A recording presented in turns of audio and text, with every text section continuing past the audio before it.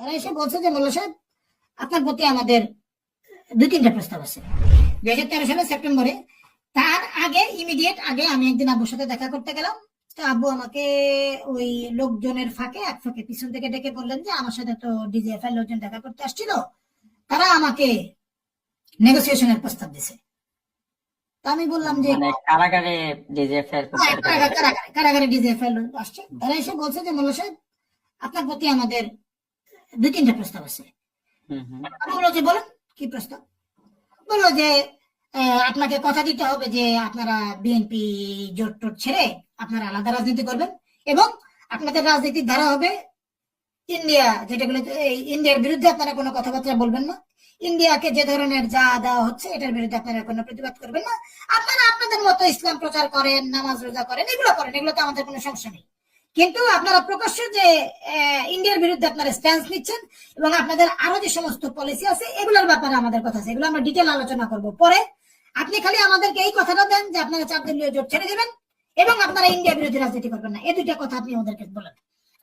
আপনি বলছে দেখেন আপনি আমাকে যে প্রস্তাব দিচ্ছেন এই প্রস্তাবে আমি হ্যাঁ বলবো কি না বলবো এটা তো পরের বিষয়। প্রথম কথা হচ্ছে আমি একা জামাতকে রিপ্রেজেন্ট করি না, আমাদের একটা নির্বাহী বডি আছে, এই নির্বাহী বডিতে কথাবার্তা হবে, তারপরে আমরা কোন পলিসিতে যাব, কি ডিসিশন নেব সেটা সেখানে হবে।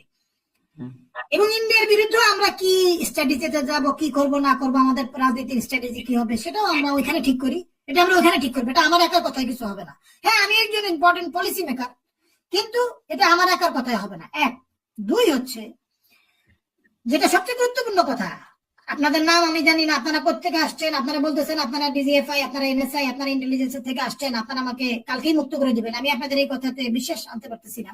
বাট আমি যদি আপনাদের কথায় বিশ্বাস আনি, সবচেয়ে গুরুত্বপূর্ণ কথা যেটা সেটা হচ্ছে আপনারা আমাকে প্রস্তাব দিবেন, সেটা আওয়ামী লীগের পক্ষ থেকে হোক, বিএনপির পক্ষ থেকে হোক, ডিপ্লোম্যাটদের পক্ষ থেকে হোক, সারা জীবন কাদের মোল্লা প্রস্তাব পেয়ে আসছে একটা উন্মুক্ত পরিবেশে, টেবিলের চায়ের টেবিলে বসে, পাশে কেক ফল ফ্রুট সহ ওই পাশে বসে মুক্ত পরিবেশে, জামাতের অফিসে হোক, যে কোনো হোটেলে হোক, যে কোনো জায়গায় হোক, আপনারা আমাকে টেবিলের এপাশে পাশে বসে সুন্দর একটা পরিবেশে, রাজনৈতিক পরিবেশে আপনারা আমাকে প্রস্তাব দিবেন। আপনাদের এর থেকেও খারাপ প্রস্তাব থাকতে পারে, আমার কোনো অসুবিধা নেই, আমি সেটা শুনবো এবং আমি সেটা আমাদের এক্সিকিউটিভ মিটিংও তুলবো, কোনো অসুবিধা নেই।